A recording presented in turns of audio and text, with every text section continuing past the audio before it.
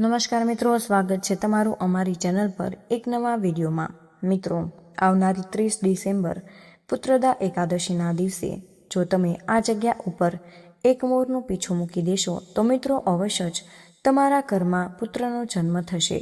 મિત્રો, એવા કોઈ દંપતી કે જેના લગ્નને 4-5 વર્ષ વીતી ગયા અથવા તો આનાથી વધારે સમય થઈ ગયો છે પણ તેના ઘરમાં હજુ સુધી પુત્રનો જન્મ ન થયો હોય તો મિત્રો આ શુભ દિવસ આવી રહ્યો છે, જે દિવસે તમે જો આ જગ્યા ઉપર એક મોરપીંછ મૂકી દેશો તો મિત્રો અવશ્ય જ તે માતાનો ખોળો ભરાઈ જશે, પુત્રના કિલકિલાટથી ભરાશે। મિત્રો, ઘણા માતા પિતા એવા હોય છે કે જેને હજુ સુધી સંતાન સુખ મળ્યું જ નથી, તો તે લોકોએ હવે ચિંતા કરવાની કોઈ જરૂર નથી, કારણ કે મિત્રો આવનારી પુત્રદા એકાદશીના દિવસે જો તમે વિધિસર આ ઉપાય કરી લેશો તો મિત્રો અવશ્ય જ તમારી એક પુત્ર પ્રાપ્તિની મનોકામના પૂર્ણ થઈ શકે છે। આથી મિત્રો આ વિડીયોને આખો જોવા માટે વિનંતી। જો તમે આ વિડીયોને અધૂરો છોડીને જાશો તો તમને આ વિડીયોને પૂરેપૂરો લાભ નહીં મળી શકે। તો જો તમે પણ એક પુત્રનો જન્મ ઈચ્છતા હોય તો મિત્રો આ વિડીયો તમારા માટે બહુ જ ખાસ થવા જઈ રહ્યો છે। તો મિત્રો વિડીયોમાં આગળ વધતા પહેલા જો તમે ઈચ્છતા હોય કે ભગવાન કૃષ્ણની કૃપા તમારી ઉપર સદા જ બની રહે તો મિત્રો તમારે આ વિડીયોને લાઈક કરી અને કમેન્ટમાં જય શ્રી કૃષ્ણ જરૂરથી લખી દેજો। મિત્રો, જો એકાદશીના દિવસ હોય એ બહુ જ શુભ માનવામાં આવે છે। મિત્રો, એવું કહેવામાં આવે છે કે જો તમે એકાદશીના દિવસે વિષ્ણુ ભગવાન તેમજ લક્ષ્મી માતાને અનુલક્ષીને જો કોઈ પણ ઉપાય કરો છો તો મિત્રો તમને અવશ્ય જ તેના ફળની પ્રાપ્તિ થઈ શકે છે। એકાદશીના દિવસ હોય તો એ બહુ જ શુભ માનવામાં આવે છે અને આ દિવસે ભગવાન બહુ જ પ્રસન્ન મુદ્રામાં હોય છે અને તમારી દરેક મનોકામના પૂર્ણ કરે છે। તેમજ મિત્રો અમુક ઉપાય એવા હોય કે જે સિદ્ધિ સંતાન દંપતીઓ કે જે પુત્રની કામના કરતા હોય તો તે લોકોએ આવનારી પુત્રદા એકાદશીના દિવસે તમને જે રીતે ઉપાય જણાવીએ છીએ એ ઉપાય તમારે અવશ્ય જ કરી લેવો જોઈએ, જેનાથી તમે એક પુત્રની પ્રાપ્તિ કરી શકો। તેમજ જો તમારા જીવનમાં બીજી પણ બધી મુશ્કેલીઓ હોય છે કે આર્થિક સમસ્યા હોય અથવા તો તમારા ઘરમાં વાસ્તુ દોષ હોય જેના લીધે બહુ જ તમે હેરાન થતા હોય તો તમને એક પુત્રની પ્રાપ્તિ ન થતી હોય તો મિત્રો આવનારી 30 ડિસેમ્બરે એકાદશીનો દિવસ છે એ તમારા માટે બહુ જ કારગર સાબિત થવાનો છે। આથી મિત્રો તમારે આ ઉપાય અચૂક કરી લેવો જોઈએ। તેની સાથે જ મિત્રો જો તમે સંતાન પ્રાપ્તિને લઈને ઘણા બધા એવા ઉપાય કરી લીધા હશે તો ઘણીવાર પૂજાપાઠ પણ કરી લીધા હશે તો મિત્રો તમારા લગ્નને પણ ઘણા બધો સમય થઈ ગયો છે, હજુ સુધી તમને કોઈ જ પુત્રની પ્રાપ્તિ ન થઈ રહી હોય તો મિત્રો તમારે આવા સમયમાં આવનારી પુત્રદા એકાદશીના દિવસે અમે તમને જે પણ ઉપાય જણાવીએ છીએ એ ઉપાય તમારે અવશ્ય જ કરી લેવો જોઈએ। તેની સાથે જ મિત્રો એકાદશીના અમુક નિયમો છે કે જેને તમે જો અપનાવો છો તો મિત્રો વિધિ વિધાનથી તમે વિષ્ણુ ભગવાન તેમજ લક્ષ્મી માતાની પૂજા આરાધના કરો છો તો મિત્રો નિશ્ચિત તમારી આ મનોકામના જે છે એ પણ પૂર્ણ થઈ શકે। મિત્રો, તમને સંતાન પ્રાપ્તિને લઈને મુશ્કેલી છે જો આડે આવતી હોય એટલે કે જો મિત્રો તમારા ઘરમાં એક પુત્રના રૂપમાં એક પુત્રી જન્મી લેતી હોય તો એ પુત્રની આશા રાખતા હોય તો મિત્રો તમે પણ આવનારી પુત્રદા એકાદશીના દિવસે વ્રત રાખી શકો છો અને જો તમને જે ઉપાય અમે જણાવીએ છીએ એ ઉપાય પણ તમે અવશ્ય જ કરી લેશો, જેને લઈને તમે આવશ્યક પુત્રને પ્રાપ્તિ કરી શકશો। મિત્રો, એવા કોઈ દંપતી છે જે હજુ સુધી કોઈ બાળકનો જન્મ જ ન થયો હોય તો મિત્રો એ લોકોએ પણ મનમાં તો એવી જ આશા રાખવાની છે કે તમારે બસ એક સંતાન જોઈએ છે। આજે મિત્રો પૂરી શ્રદ્ધાની આ પુત્ર એકાદશીના દિવસે વ્રત રહીને અમુક નિયમોનું પાલન કરશો અને તમે જે પણ ઉપાય જણાવ્યા છીએ એ ઉપાય જો તમે પૂરી શ્રદ્ધાથી કરી લેશો તો મિત્રો આ વર્ષ તમારા એક પુત્રનો જન્મ થશે। તમારી પુત્ર પ્રાપ્તિની જે મનોકામના છે એ અવશ્ય જ પૂર્ણ થઈ જશે। મિત્રો, તમને જણાવી દઈએ કે આ વખતે આવનારી પુત્રદા એકાદશી 30 ડિસેમ્બરના દિવસે આવવાની છે, એટલે કે મિત્રો 30 ડિસેમ્બર આ પુત્રદા એકાદશીનો દિવસ રહેવાનો છે। તો મિત્રો આ એકાદશીનો દિવસ છે એ બહુ જ પાવન અને શુભ માનવામાં આવે છે। આ દિવસે ઘણા બધા એવા શુભ સંયોગ પણ બની રહ્યા છે કે તમારી મનોકામના જો વર્ષો જૂની હોય તો તેને લઈને જ તમે જે પણ જુઓ આ એકાદશીના દિવસે ઉપાય કરો છો તો મિત્રો તમારી દરેક મનોકામના સમસ્ત મનોકામનાઓ અવશ્ય જ પૂર્ણ થવા લાગે છે। તેમજ મિત્રો જો તમે આ એકાદશીનું વ્રત રાખો છો તો તમારા વૈવાહિક જીવનમાં પણ કોઈ પણ પ્રકારની મુશ્કેલીઓ હોય એટલે કે જો પતિ પત્ની વચ્ચે અનબનાવ બનતો હોય તેમજ તમારા ઘરમાં અશાંતિ રહેતી હોય, ગ્રહ કલેશ રહેતો હોય, ઘરમાં અમુક વાસ્તુ દોષના કારણે ઘરના સભ્યોની સાથે સારું એવું બનતું જ ન હોય તો મિત્રો તમારે આ એકાદશીનું વ્રત તેમજ અમે તમને જે ઉપાય જણાવીએ છીએ એ ઉપાય તમારે અવશ્ય જ કરી લેવા જોઈએ, જેનાથી તમારા ઘરમાં સુખ શાંતિની પ્રાપ્તિ થશે। તો મિત્રો જો તમે બીજું કંઈ ન કરી શકો તો તમારે આ ઉપાય અને વ્રત અવશ્ય જ કરી લેવું જોઈએ, જેનાથી તમારા વંશમાં વૃદ્ધિ થાય, વિષ્ણુ ભગવાનની સાથે માતા લક્ષ્મીની પણ કૃપા તમને પ્રાપ્ત થાય। મિત્રો હવે આપણે આ ઉપાય વિશે આગળ વધીએ તો મિત્રો તમારે આ ઉપાય ક્યારે કરવો, કઈ રીતે કરવાનો છે અને આ ઉપાય કરવા માટે કઈ વસ્તુની જરૂર પડશે એ બધી જ જાણકારી આજે આપણે આજના વિડીયોમાં આપવાના છીએ। મિત્રો આ વિડીયોને શાંતિથી આખો જોવા માટે વિનંતી। જો મિત્રો આ વિડીયોને અધૂરો છોડશો તો આનું ફળ તમને બિલકુલ પ્રાપ્ત નહીં થઈ શકે, તમારી જે મનોકામના છે એ પૂર્ણ નહીં થાય। તો મિત્રો તમે વિડીયોમાં અને આ ઉપાયમાં આગળ વધતા પહેલાં આ વિડીયોને તમે હજુ સુધી લાઈક ન કર્યો હોય તો મિત્રો વિડીયોને એક લાઈક કરી અને અમારી ચેનલને સબસ્ક્રાઈબ કરવાનું બિલકુલ ભૂલશો નહીં અને કમેન્ટ બોક્સમાં જય શ્રી કૃષ્ણ જરૂર લખી દેજો, જેથી તમારી સમસ્ત મનોકામનાઓ પૂર્ણ થઈ શકે।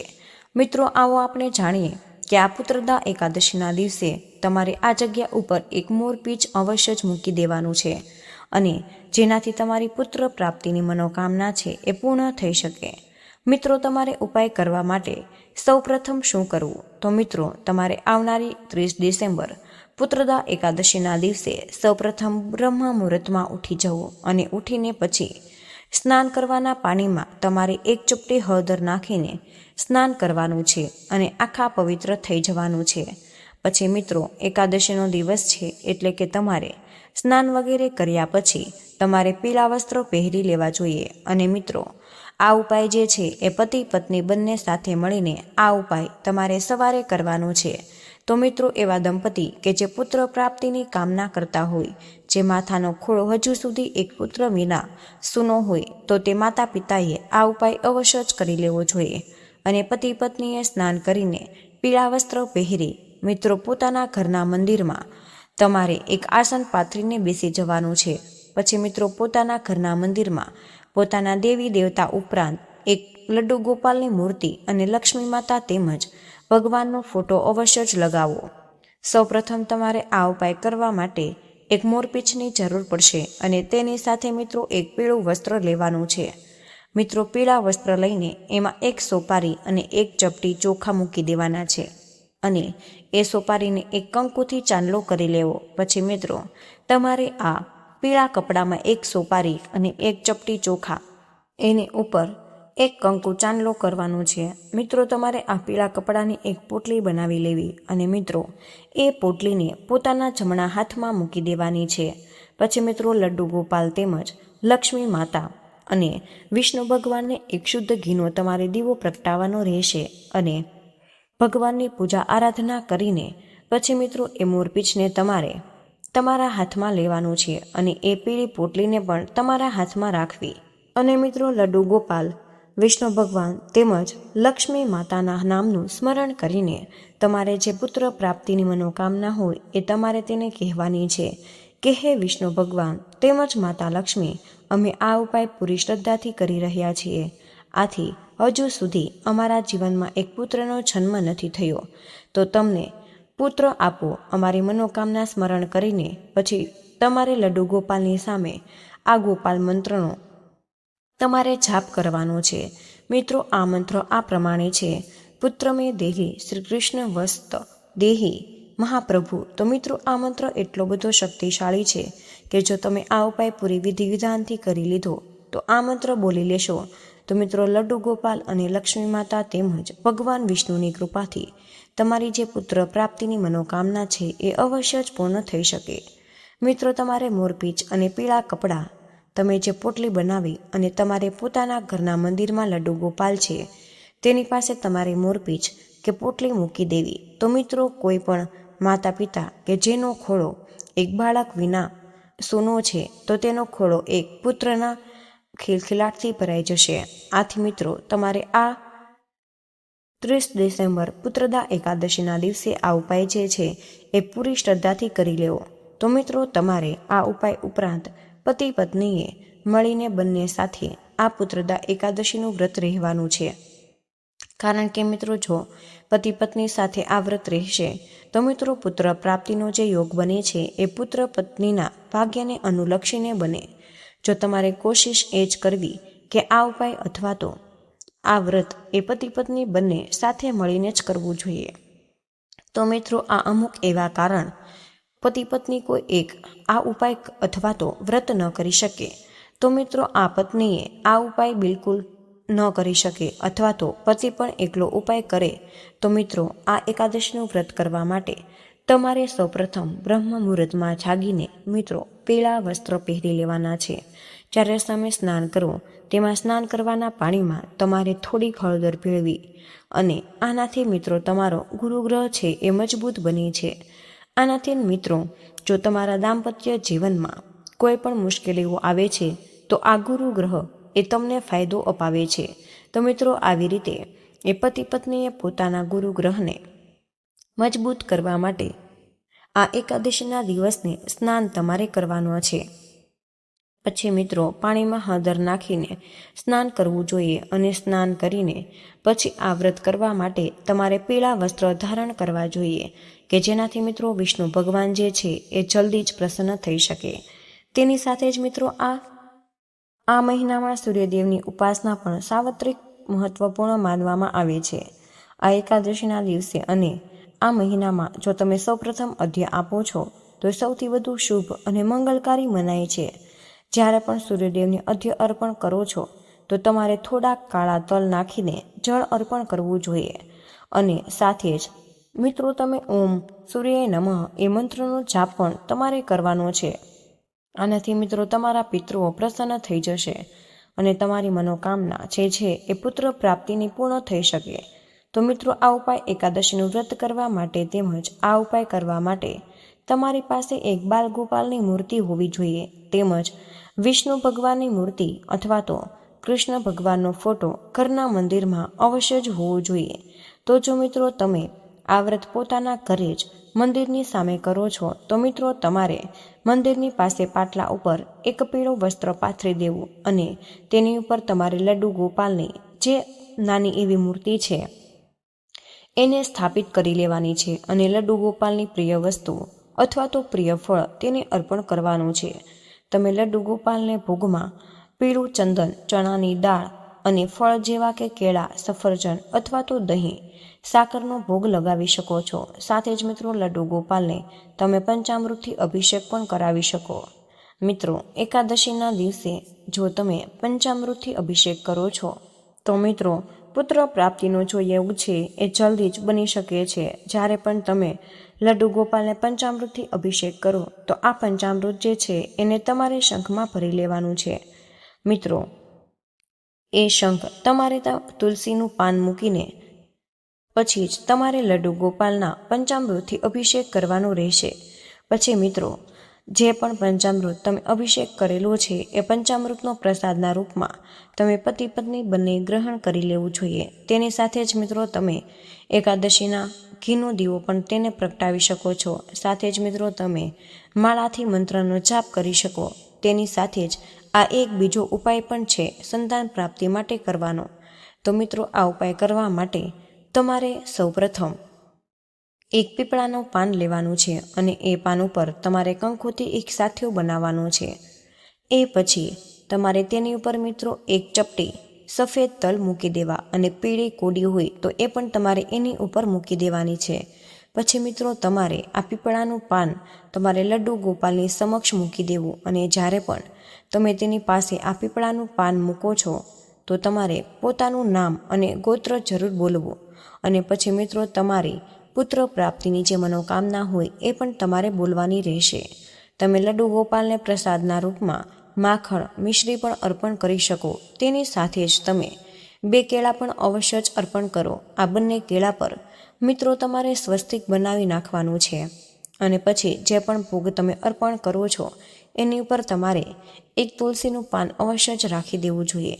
પછી આટલી વસ્તુ કરીને તમારે પૂજા અર્ચના કરી લેવાની છે અને પછી તમે જે પણ ભોગ એને અર્પણ કરેલો છે તો મિત્રો એમાંથી એક કેળું લઈ તેની સાથે ₹1નો સિક્કો મિત્રો તમારે બ્રાહ્મણના બાળકને આપી દેવાનો છે અને પછી આ દિવસે તમારે ગાય માતાના આશીર્વાદ પણ લેવાના રહેશે. તમે જો ભોગમાં ગોળ અર્પણ કરો છો તો મિત્રો તમારે આ ગોળની સાથે એક રોટલી ગાયને આપવાની છે અને તેને પગે લાગીને તેના તમારે આશીર્વાદ લેવાના છે. તેની સાથે જ મિત્રો તમે પુત્રદા એકાદશીના દિવસે ગાય માતાનું કેળું ખવડાવો છો અથવા તો તમે અર્પણ કરેલો છો તો ભોગ ખવડાવો તો મિત્રો આનાથી તમને 33 કરોડ કોટી દેવતાઓના આશીર્વાદ તમને પ્રાપ્ત થાય. તમારી જે કંઈ પણ પુત્ર પ્રાપ્તિની મનોકામના હોય એ અવશ્ય જ પૂર્ણ થઈ શકે. તેની સાથે જ જો તમે આ એકાદશીના દિવસે ગાય માતાની પરિક્રમા કરો છો તો તમે અવશ્ય જ આ વસ્તુ એ કરી લેજો. આનાથી મિત્રો તમારી જે પણ સંતાન પ્રાપ્તિની મનોકામના હશે એ અવશ્ય જ પૂર્ણ થઈ જશે. તો મિત્રો જો તમે આ રીતે પુત્રદા એકાદશીના દિવસે અમે જે ઉપાય જણાવ્યા છે એ તમે આ ઉપાય કરી લેશો અને વિધિસર વ્રત રહીને તમે બધા જ નિયમોનું પાલન કરશો તો મિત્રો તમારી પુત્ર પ્રાપ્તિની જે મનોકામના છે એ અવશ્ય જ પૂર્ણ થવા લાગશે. તો મિત્રો જો આ માહિતી તમને ગમી હોય તો મિત્રો વિડીયોને લાઇક કરી ચેનલને સબસ્ક્રાઇબ કરવાનું બિલકુલ ભૂલશો નહીં. વિડીયોને અંત સુધી જોવા બદલ આપનો ખૂબ ખૂબ જ આભાર મિત્રો. જય શ્રી કૃષ્ણ. રાધે રાધે. ધન્યવાદ.